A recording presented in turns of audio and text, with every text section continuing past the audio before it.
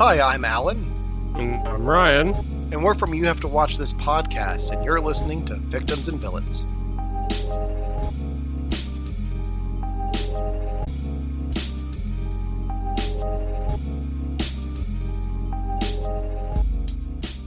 Welcome to the show where we talk nerd, we talk hope, and we speak nothing else. I am your host, Captain Nostalgia, and this is episode 347, where we will be talking about The Boys Season 1.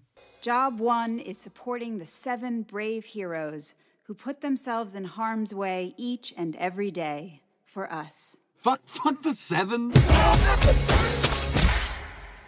And if you guys want more boys, this is a crossover with our friends. You have to watch this podcast. So once you finish this episode, click the link in the description and go check out part 2, where we are talking about season 2 of The Boys. And this feels full circle for Victims, because way back in episode 115, we actually had the co-creator of The Boys, Derek Robertson, on our show. And you guys can hear him talk about the process of that Metropolitan, and his other series, Happy, and some of the other stuff that he was working on at that time as well.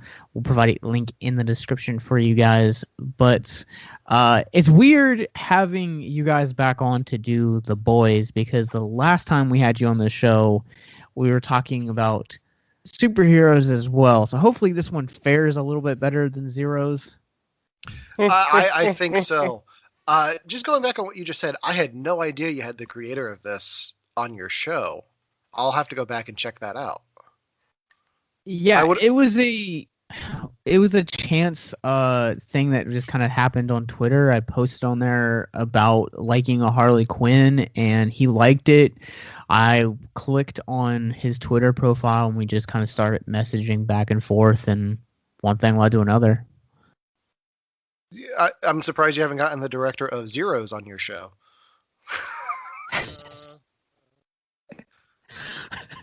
We talked about it, and it's funny because when we were like hyping up the fact that we were going to be doing a Zeros, like I reached out to the producers and I'm like, hey, like we want to do this episode. Can we have some artwork? And the director was like super pumped and like super excited about the episode, and I haven't heard anything from him since.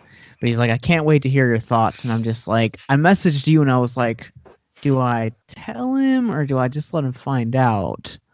For anyone who missed that episode, we had some nice things to say. I was the black sheep of that conversation.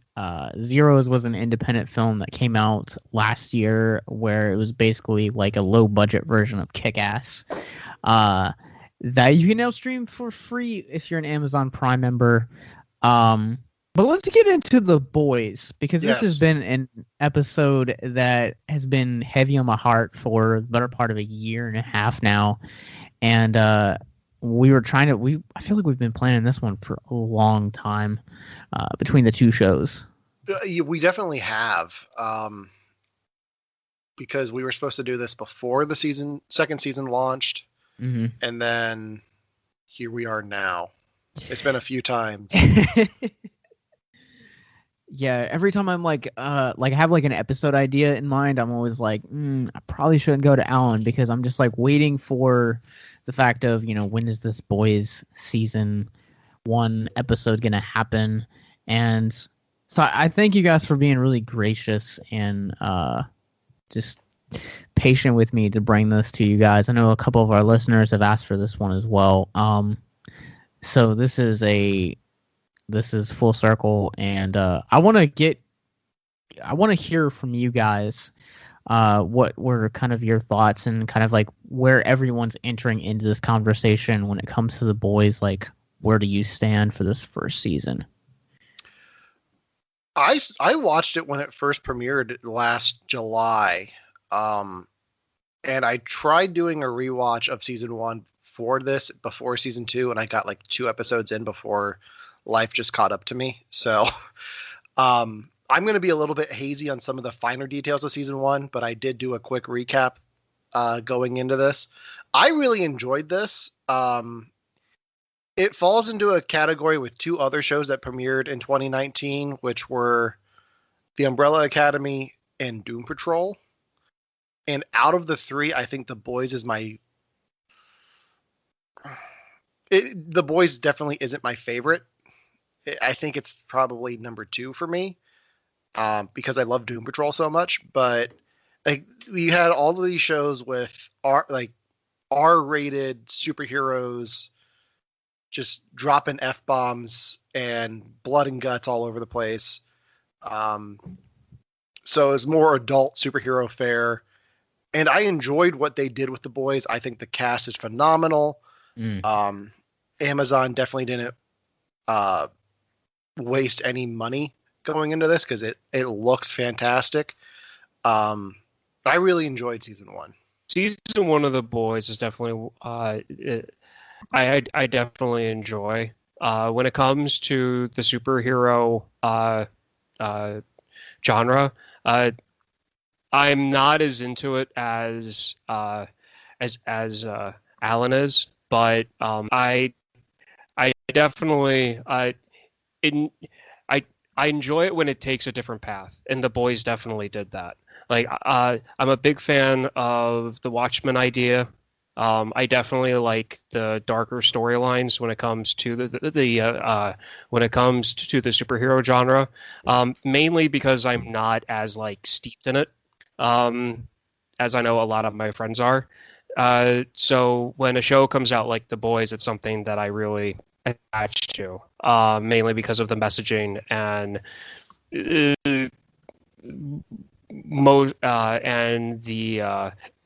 and the satire that's in it. But yeah, I mean, I definitely enjoyed season 1. I didn't watch it when it first came out. In fact, I had no idea about it until Alan brought it up in our group chat that you wanted to talk about it. And I had to go back and be like, hang on, what is this? And to be perfectly honest, my first thought was, oh, it's a superhero show. And it's one of those things where I'm not big on to like TV shows or series, which Alan can attest to. I'm more of a movie person than I am like a TV show person. And so when they told me the basic premise, I was like, yeah, okay, fine. But it was still kind of like dragging me along. And then I saw the first episode, and within 10 minutes, I was hooked.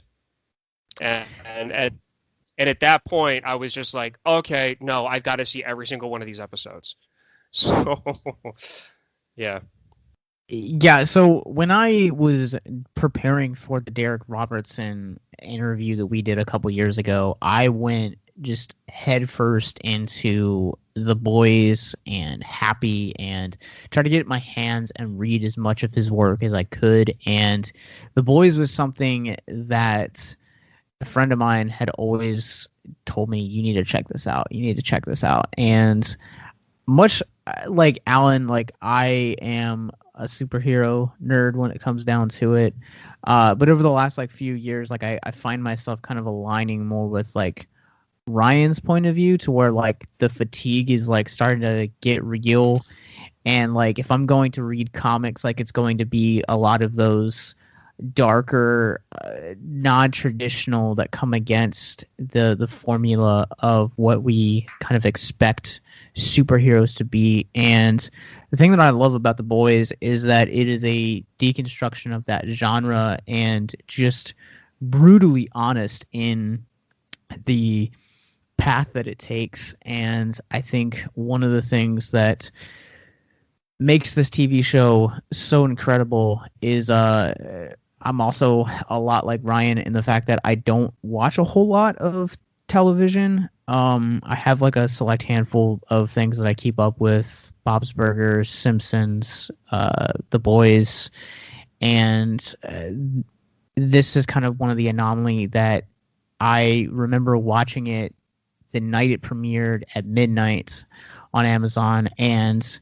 within, much like what you're saying, like Ryan, like within the first 10 minutes of that shot where you have Huey holding Robin's hands covered in her blood after A-Train runs through, I was just like, well, need to power through this as much as possible. And I finished the entire season in probably a little under 30 hours. Oh, And Holy like, cow. yeah, this was back when I was like still binging things, and this series like just was so incredible to me. It's one of my favorite things that came out last year, and as we'll talk on your show, like the second season was one of my favorite things that came out this year. The second season I feel like is a little bit more timely for what we have going on in the world today. But we'll talk about that on You Have to Watch This podcast. But this first season I absolutely adore. There's so many great moments here, and I think my favorite moment is the moment where they're all in the airport and Butcher's trying to kind of rally together these like ragtag team of misfits, and he's referring all to them by the Spice Girls. And as soon as that happened, I was like, Butcher is now one of my favorite characters. If you or someone you know is listening to this podcast right now and you're struggling with suicide, addiction, self-harm, or depression, we encourage you guys to please reach out. This is the heartbeat of why we do what we do. Suicide is currently the 10th leading cause of death in the United States, and as of this recording, there are 132 suicides that take place each and every day on American soil. And when you scale back internationally, there are 800,000 successful suicides. That is one death roughly every 40 seconds. So if you or someone you know is struggling, you guys can go to victimsandvillains.net/hope. That resource is going to be right in the description wherever you guys are currently listening or streaming this. There you'll find resources that include the National Suicide Lifeline, which is 1-800-273-8255. You can also text HELP to 741-741. We also have a plethora of other resources, including churches, getting connected with counselors, LGBT resources like the Trevor Project, and also veteran hotline as well. Please, if you hear nothing else in the show, understand that you listening to this right now, have value and worth. We get it. Suicide, depression, mental health, these are hard topics, and the stigma around them doesn't make it any easier. But please consider the resources right in the descriptions below wherever you guys are listening, because once again, you have value and you have worth. So please stay with us. Let's talk about Anthony Starr as Homelander. So the moment that hooked me to the show was, I think it's in the first episode where you see the mayor of Baltimore flying back, and then you just see Homelander outside the plane. And then, spoilers, he burns the plane down and has it crash. I was like, okay, this is going to be a different take on superheroes. Like, I'm interested to see where this goes. He does a great job of playing both sides of Homelander, like the public persona, and then the one that you see behind the scenes, which is where he's just an ass. Yeah, and that's pretty much how I took that. That scene definitely shocked me. Like, I figured the way that he came across in the first episode, not at first, but as like the middle part, I was just having like a really weird feeling from the character, and then that happened at the end, and it was like, okay, this is definitely gonna be interesting. The one thing I like about is the one thing I appreciate from characters like Homelander from The Boys is you've got somebody who is trying, like, I don't really want to say he's trying to do the right thing, but he's doing what he feels needs to be done to what he can, and it's flawed because of his own, I guess, narcissism to a point. And there are other characters in other shows that I can relate to, and one of them is Gul Dukat from Deep Space Nine. He's a villain in the Star Trek universe that's throughout the entire show, and to me, one of the most developed one of the most developed characters in a Star Trek show for being a villain. And Homelander and Gul Dukat to me are kind of the same personality. One's a space alien, one's a man-made alien. Essentially. And I think one of the things that Anthony Starr brings to this that I just absolutely love is like you were saying, like there's a duality to this character that he just is able to walk so effectively, whether he is being like the public persona where he's like really loved and just really adored. And one of the scenes that I think it captures that the best is where they're at the track between the quote unquote race of the century, where it's him and Maeve are just waving and smiling, and yet they're still having a conversation. Like he's like talking just like really dirtily under his breath, and is one of the, like, I think just really sums up the airplane scene where he allows it to go down is another thing. And then just like the feats that he goes to carry out Stillwell's plan of getting the Seven and Vaught's heroes into national defense, I think is another incredible feat that he is able to go through. And just kind of really shows you just how devious this character really is and how narcissistic he is. But he's also like kind of weird. Like, can we talk about the whole breast milk thing? Yeah. I think that it just has to do with his whole upbringing, because he was raised by a corporation, so he doesn't have the comfort of a mother's milk.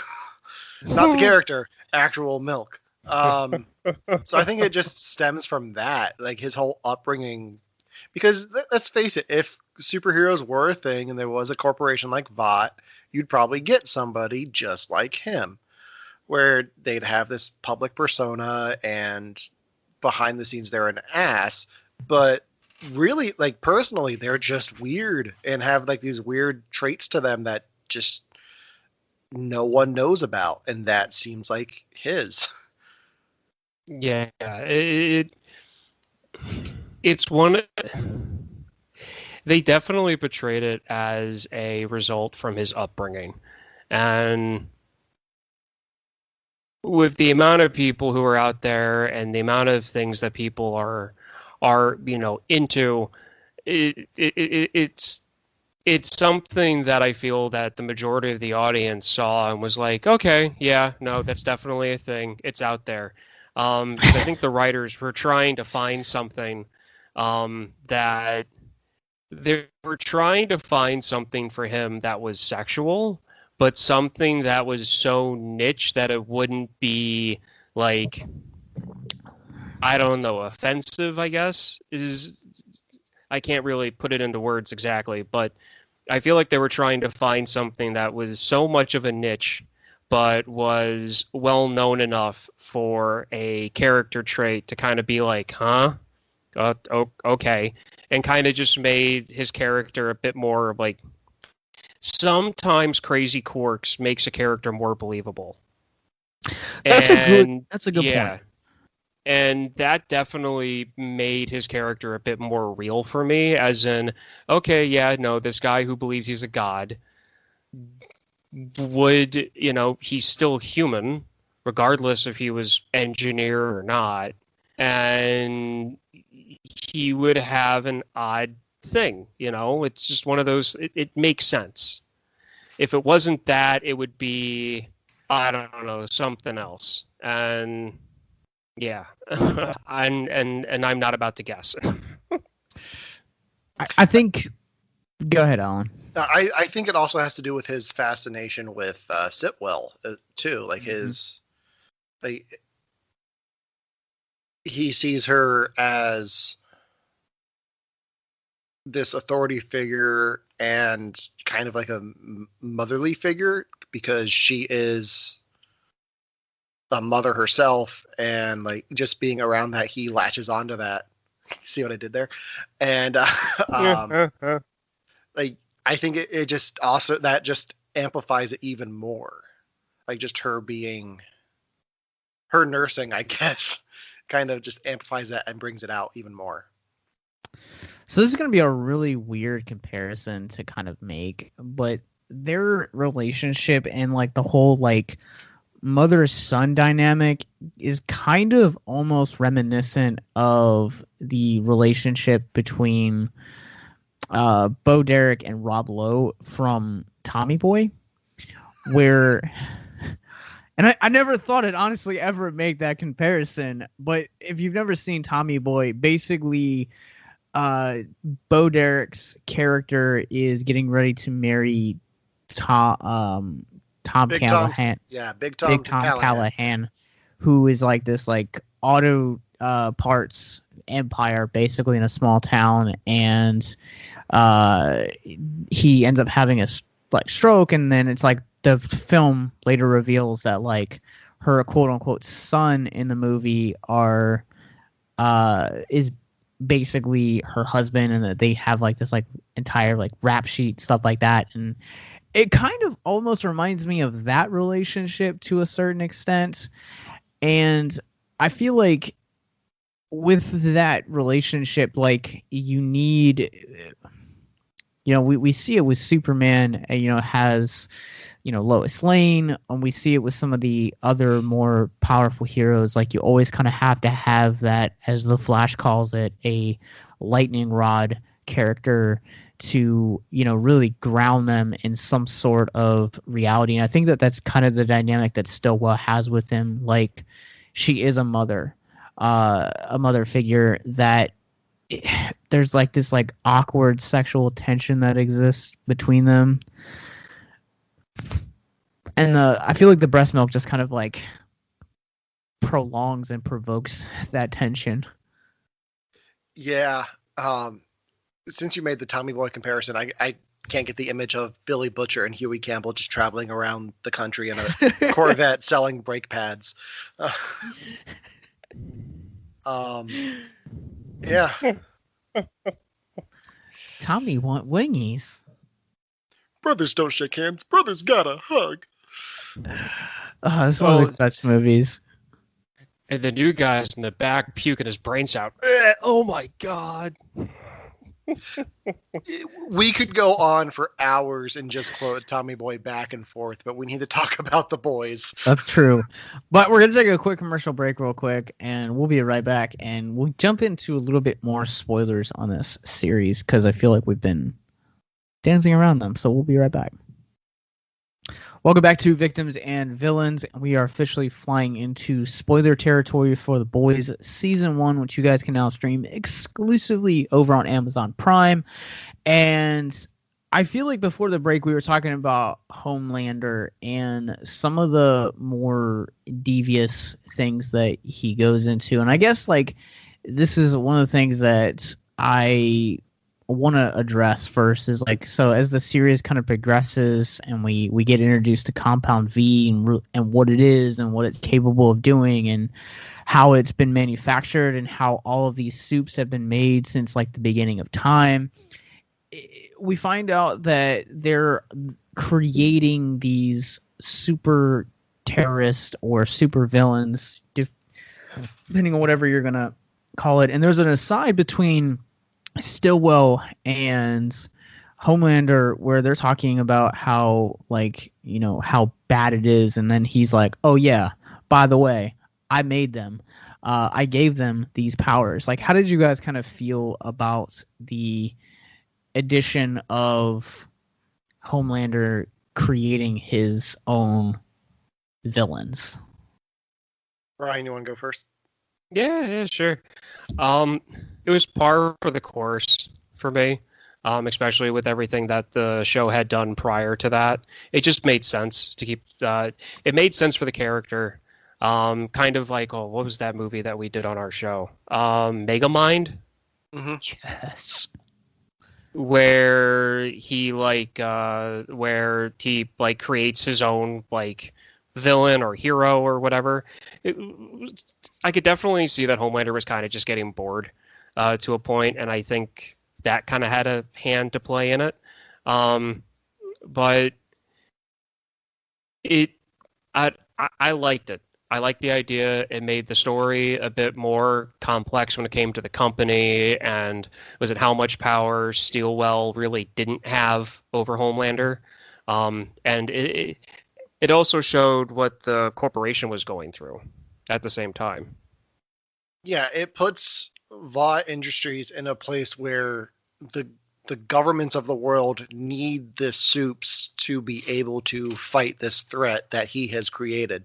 So he's pretty much just giving himself job security, so he can keep going. Like, it's like a game of chess. Like he's moving the pieces around to the point where they need to be able to play him when they need to. Like to be able to take out this threat, he's making sure that he will be able to go into the military. Like he's just making sure that he's forcing the government's hand. And I really like how that plays to both his personality and the corporate goals of Vought Industries. I think too, one of the things that I had issues with as a narrative standpoint throughout like the first half of the series, or up until that's kind of like revealed, is that we don't really see any other like heroes or villains in this world. Like you kind of see them a little bit in like the nightclub scenes. You see them a little bit in like the whole, I can't remember exactly like what it's called, but there's like a big like Christian conference where like heroes like come and sit down, and you know, they kind of like Capes for Christ that they talk about in the second season. Like it's kind of like almost like a convention style of that. So you do kind of get to explore other heroes and other things, and but you never really see any like other like villains. Like who is the Lex Luthor of this world?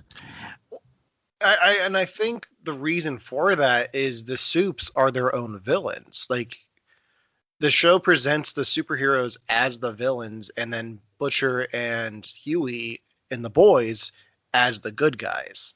Because in this world, that's the case. Like you have, like Luthor Corp is the ones supplying the Justice League, but they're all twisted. It's like it's kind of like Injustice, where Superman's turned evil, and people are the people who know that it's wrong are too afraid to do anything about it. So like they have like they're pulling the strings. So does that make sense? I feel like I lost my train of thought. Yeah, no. I definitely get it. This is the aspect of the show that I like, because speaking on actions on all the characters, there isn't one honestly classical, morally right person in this show.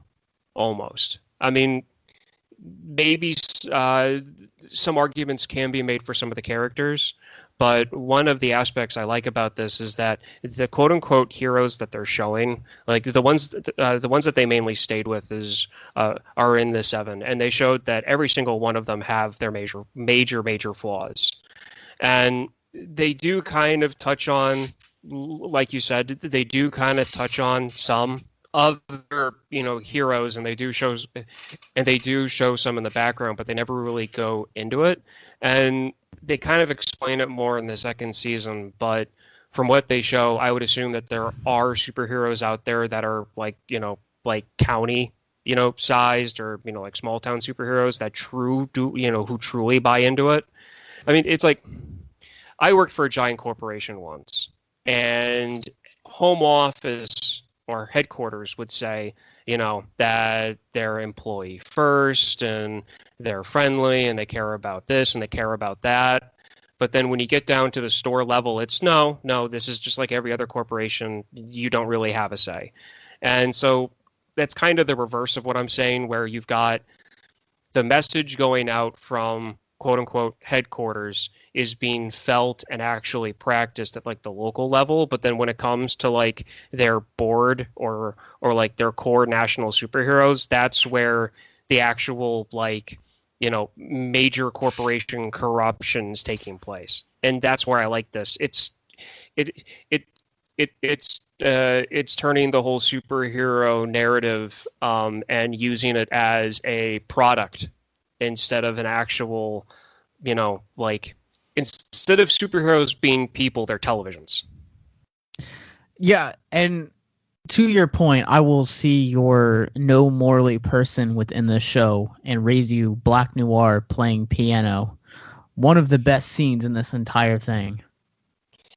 What I love about him is they leave him so ambiguous because you don't know what's going on with him in the first season. He's just kind of there. And I think it's one of the best gags they have going on in this whole first season.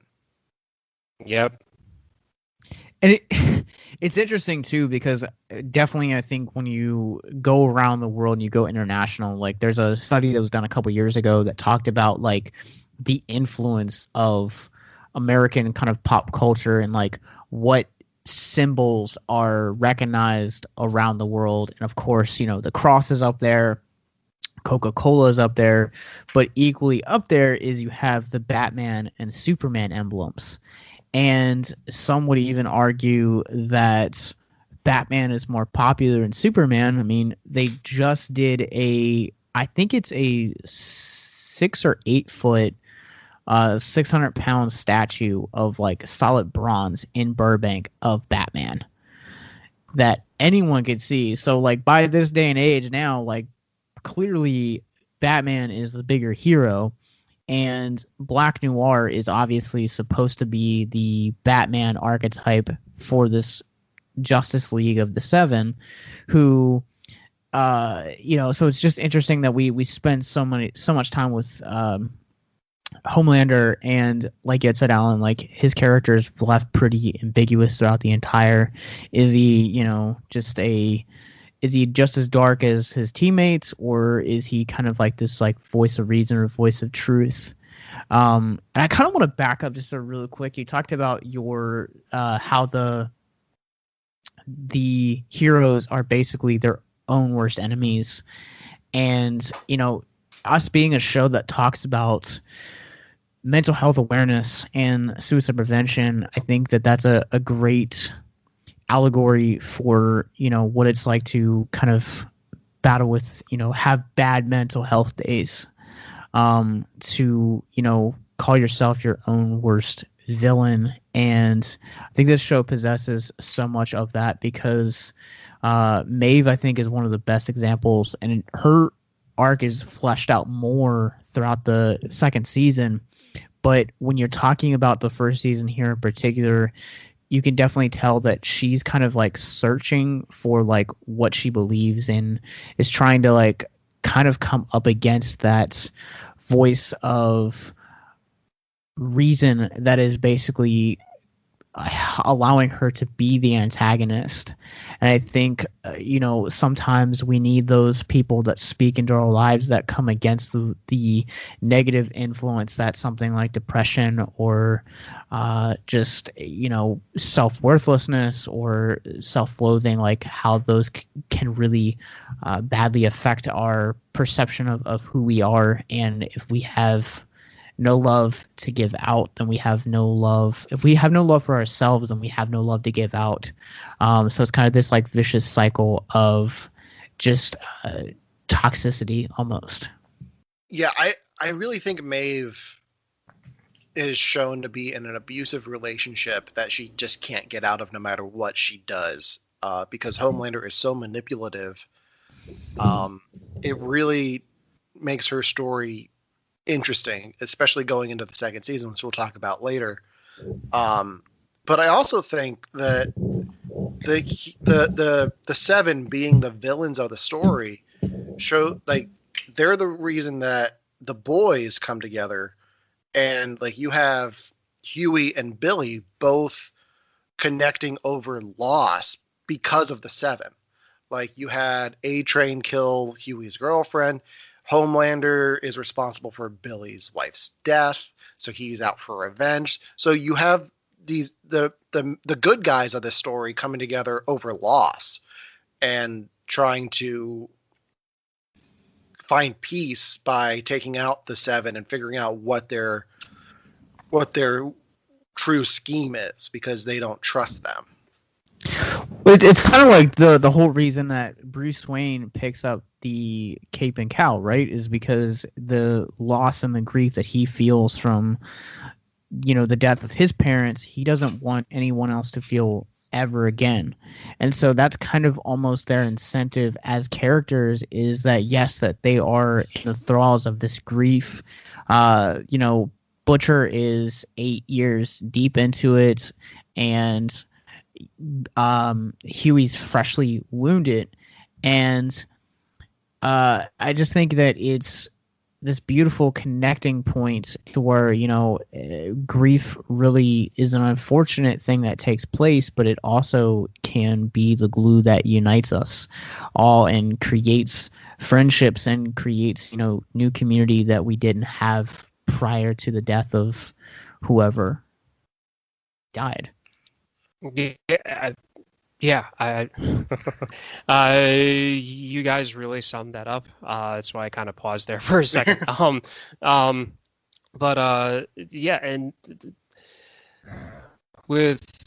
it's something that almost everybody can relate to. So it's one of those things where when you see what happens to Huey at the very start, and it's just one of those things where I can't tell you how many people that I've come across or read comments for people's first reaction to watching the first episode, and almost everybody brings up the shock and the connection to them, like right at the beginning, because of what happens.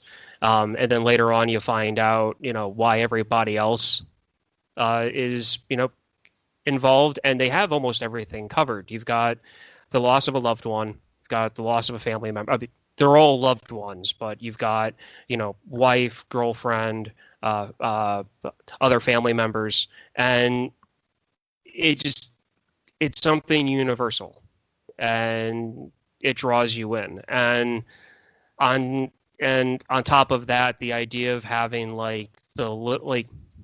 this is the ultimate underdog story. You've got these genetically enhanced super people, these heroes, and you've got a group of normies, normal people going after them. And we love underdog stories, and you've got a bunch of people connected through you've got people connected through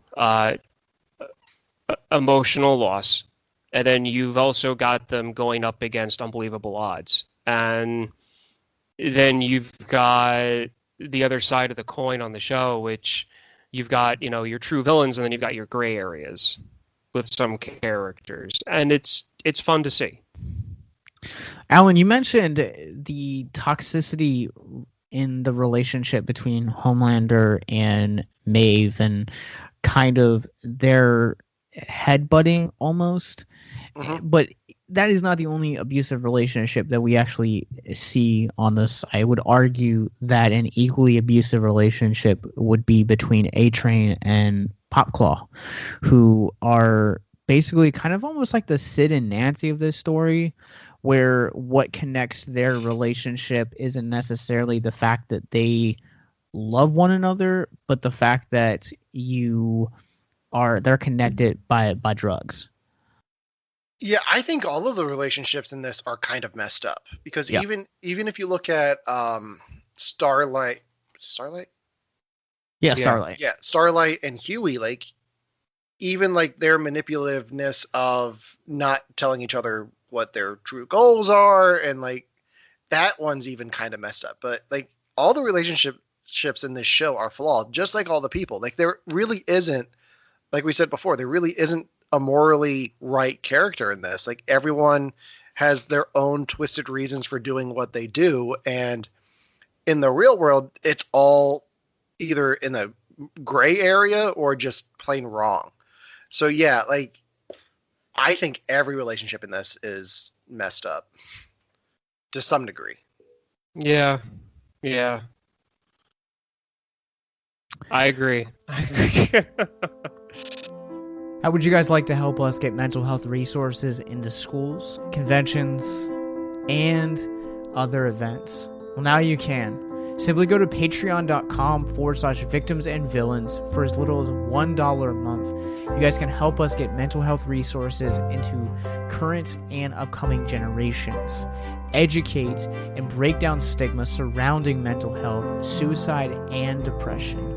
And you get exclusive content that you can't get anywhere else. And you guys can tell us which Nicolas Cage movie you want us to cover, and we'll do it. All it takes to get started is to go to patreon.com/victims and villains, or simply click the link in the episode description wherever you guys are currently listening or streaming this episode. Pick your tier and get started today. Yes, it's that simple. So quickly select the tier that you want and help us get hope into the hands of the depressed and the suicidal today.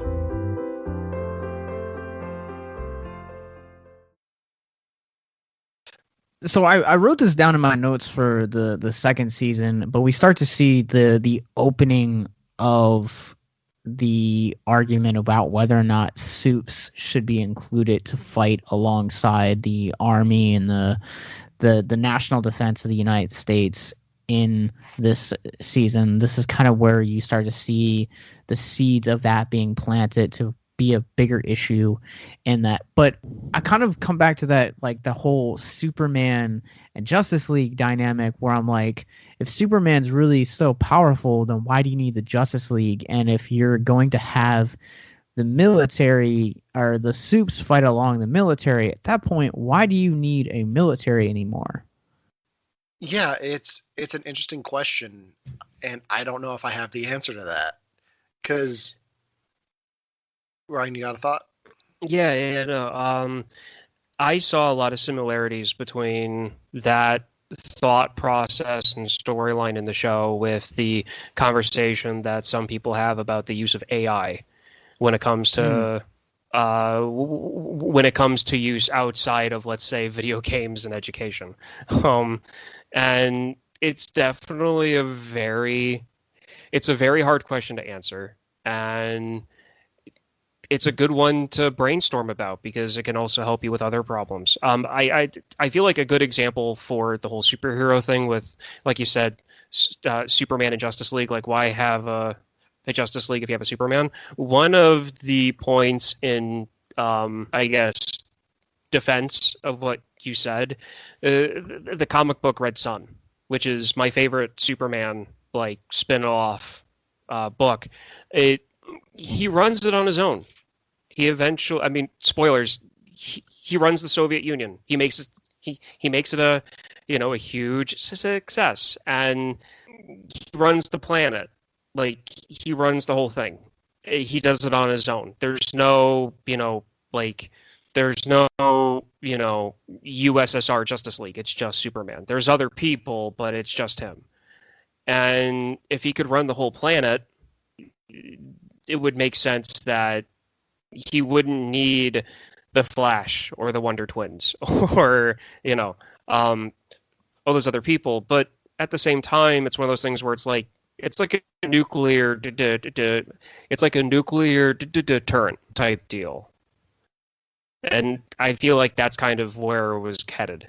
The other reason that you have the Justice League is, in the Justice League, you have Batman, who has a contingency plan to take out all the members of the Justice League. That way, if Superman gets corrupted and is on red kryptonite and just killing everyone, or whatever, like if everyone in the Justice League goes bad, Batman has a plan to take them out. So if you had the military in place, way if the soups got out of hand, they could do something. They would have like a contingency plan, or vice versa. If the military got out of hand and the soups were there, like checks and balances that would work in an ideal setting. Like that's why you have the Justice League. Like, Superman doesn't want to do it alone. And they all have their own strengths. Like, half of them can fly, and then the other half or at least one of them can pay for all of the stuff that they need. So somebody's got to fill the vending machine in the watchtower. So, I mean, that's a good point to a T, and I feel like, though, with the size of Homelander's ego, you would have that go really well for about maybe 3 minutes. Well, I also think in the world of The Boys, the reason that you have 7 and instead of just Homelander is marketing, because they're pumping out movies about this team and giving all the little boys at home superheroes who they can identify with, whether it's Homelander, whether it's A-Train, and then you have all the girls identifying with Queen-Maeve or Starlight, or the kid who loves to swim identifying with the Deep and then going to have issues down the line. It's all a marketing ploy. It's like, what if a corporation had access to all of these characters and was able to pump out something every year to sell more toys, more merchandise, and just keep that product going and adding more heroes to that down the line, keeping the 7, your core 7, and just expanding on that family to the point where you have 19 films, and then you kill off your main character in the last one, and then you go a year without it because of a pandemic. I'm talking about Disney. Like, Disney's pretty much Disney is pretty much vault, and I think that you are completely right in saying that this show brings up a lot about the idea of consumerism, and if this really did exist to where we found an alien similar to Superman or Homelander, like, we would very much be looking to find a way on how we can exploit it for financial gain. That's just kind of as bad as it is to say, it almost seems like it is the American way, it seems like.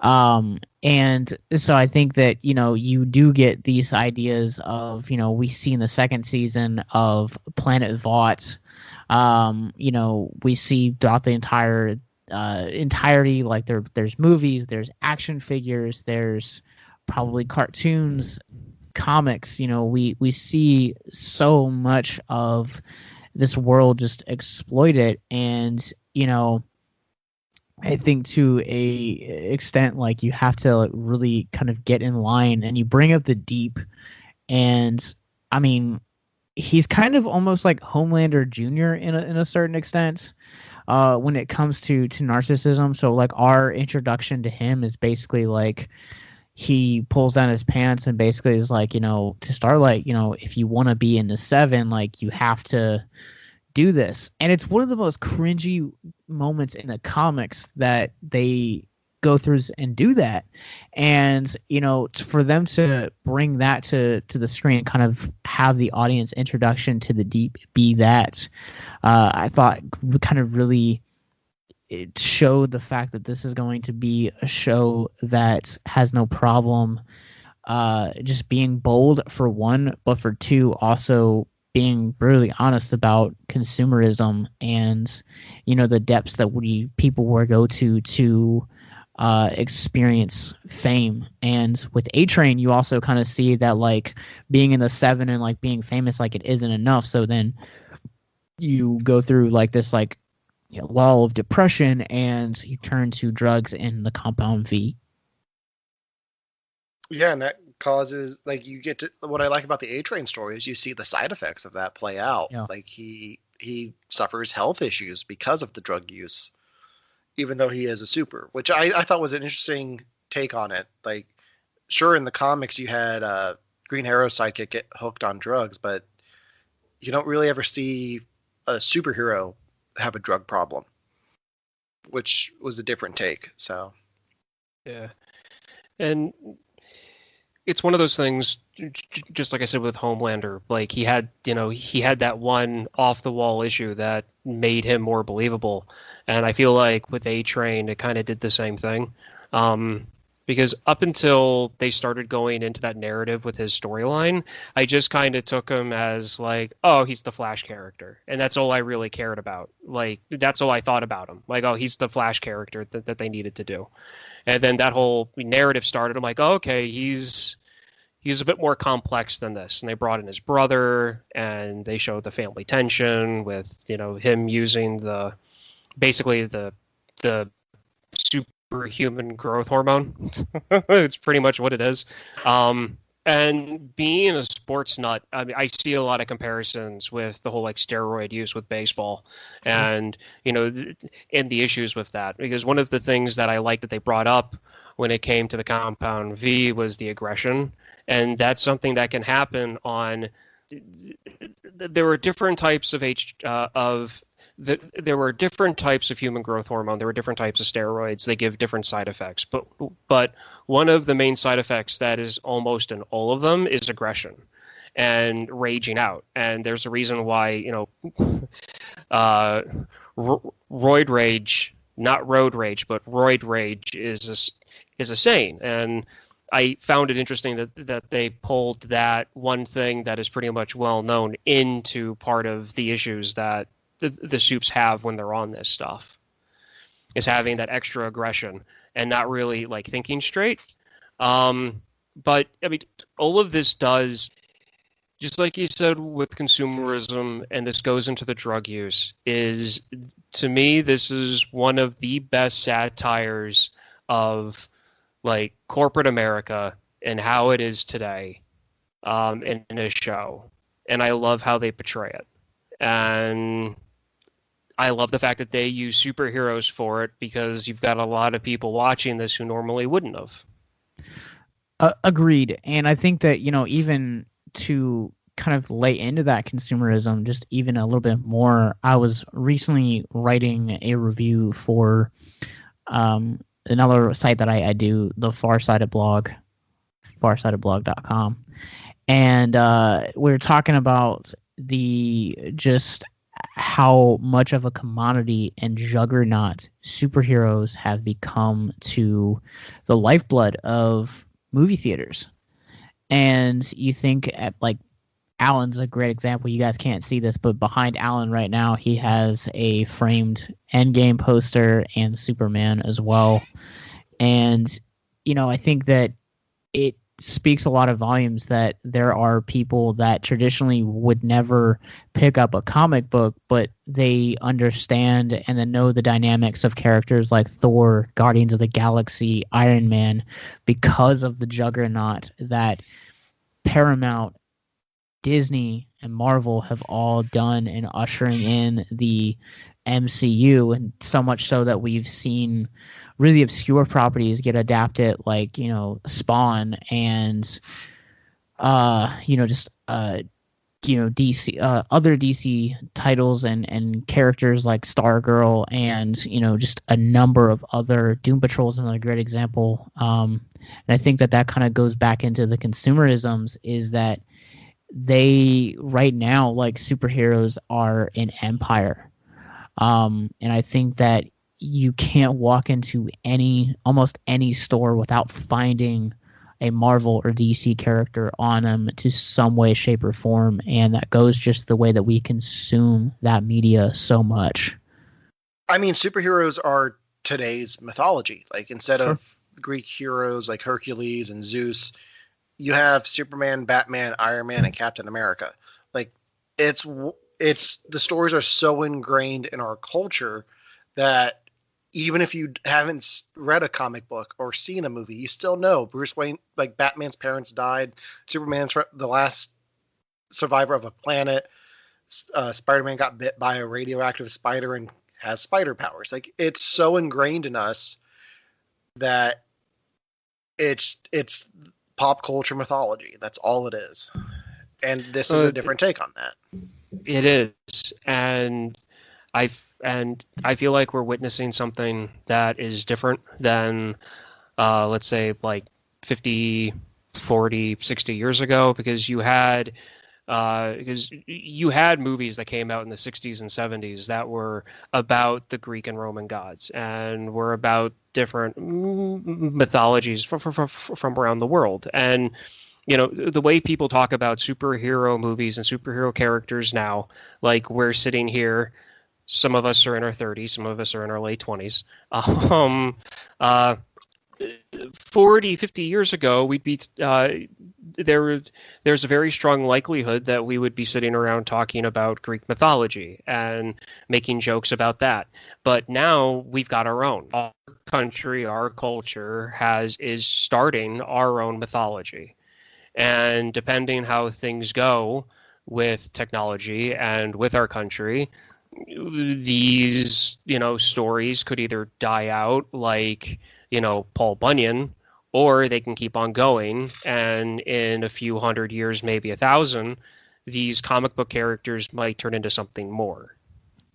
I mean, even given our nature for consumption and consumerism and even dissatisfaction, I would say, to a certain extent, because we consume things so quickly and then we get bored. Like, we are the TikTok generation now.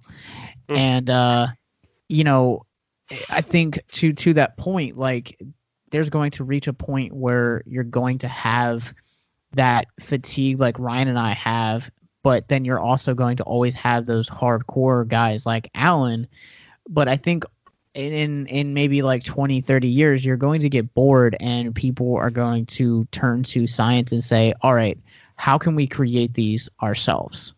Like, so I'm almost curious if like the world of like bot like existed like ours now and said, you know what, we're going to create our own hero and raise him, and it's going to be Homelander. Like, how far away are we from our own Homelander? I'd say we had the technology. To be perfectly honest, we would have the technology to do this now. Back in the 90s, President Clinton signed a law by the help of Congress, where they actually worked together, to pass laws with other countries that banned human cloning. And that technology would be the first step in creating something like Homelander. Now, back in the 90s, mid-90s or late 90s, we were cloning sheep. I mean, we legitly cloned animals, complex animals. And I would not be surprised if, let's say, there might be a country or two out there that aren't abiding by those accords. At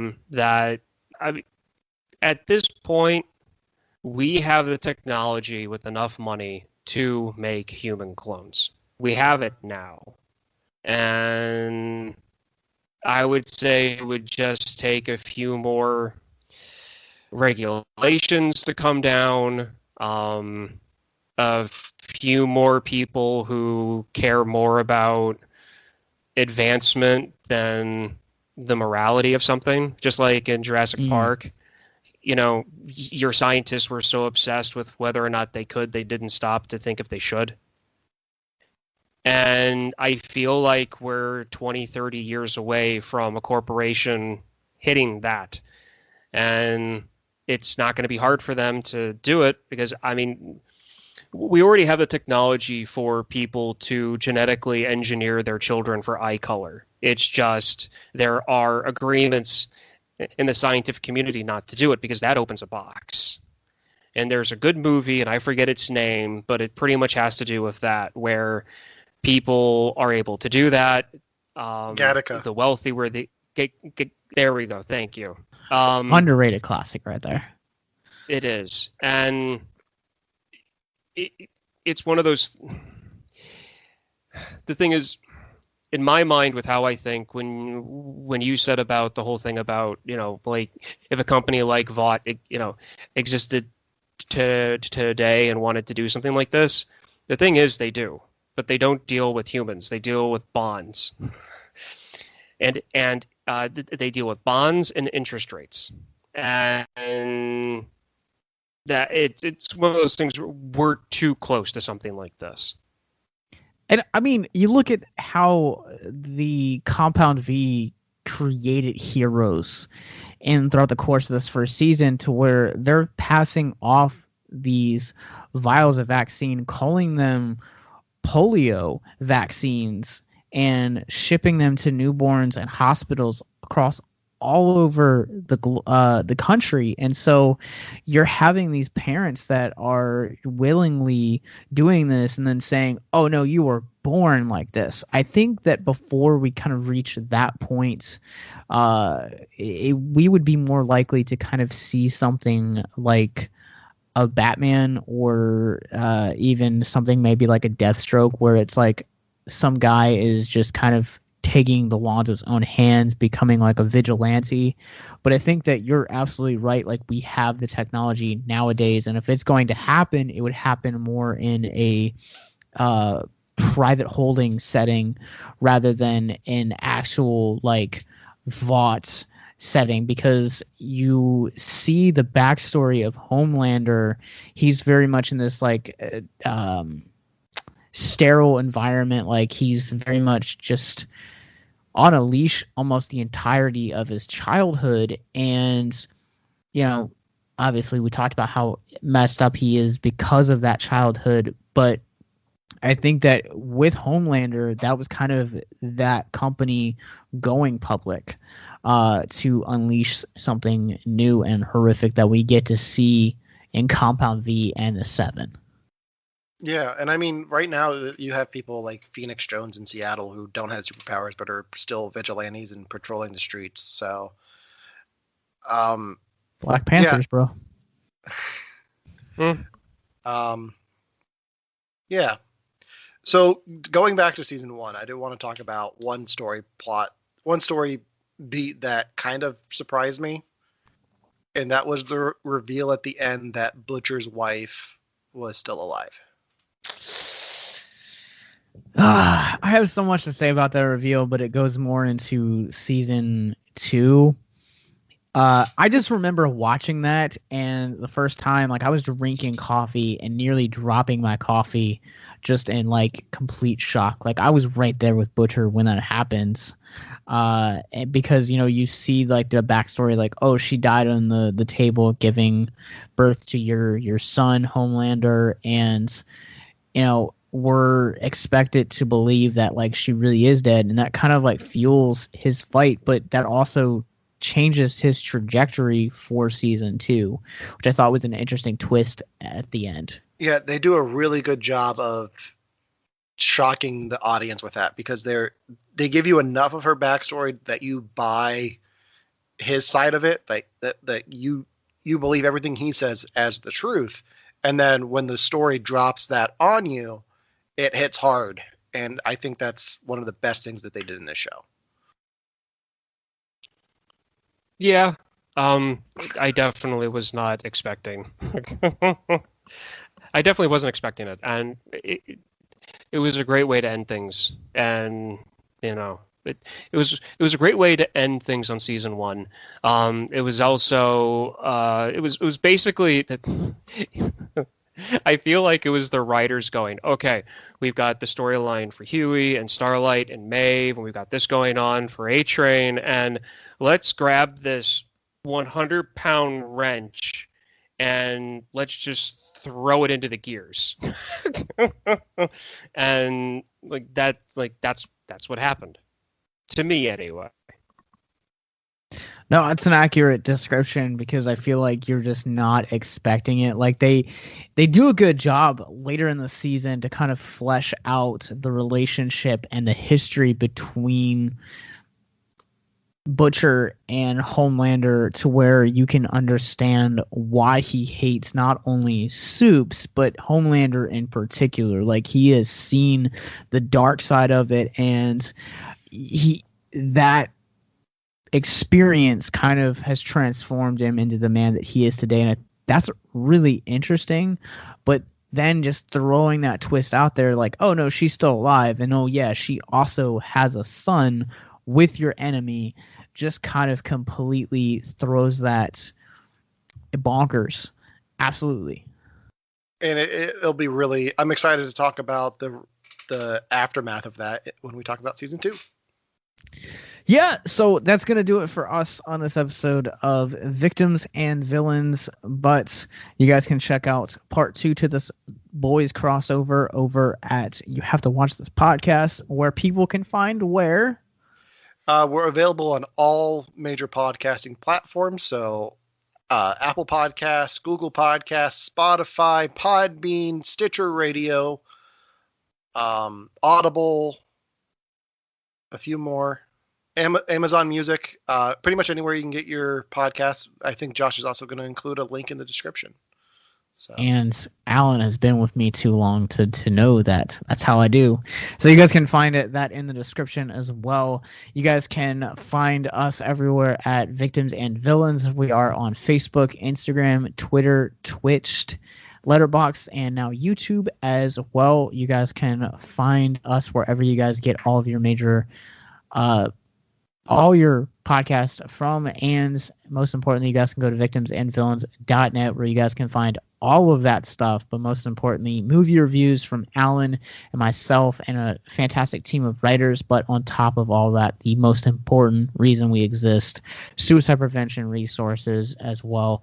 All of that is going to be in the description for wherever you guys are currently listening or streaming this episode. So until next time, remember to keep talking nerd, talking hope, speaking nothing else. And I really wish that Homelander had a catchphrase, because up, and away.